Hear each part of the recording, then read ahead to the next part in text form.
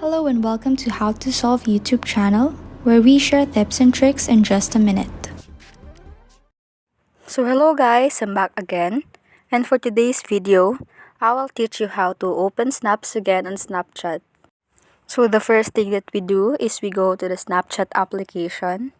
We will go to our profile upper left part, then go to settings, then scroll at the very bottom. As you can see, so in the lowest part, there is my data here. You should click it. Then after that, you will be required to sign in to your Snapchat, input your email. Then after that, you should put your password.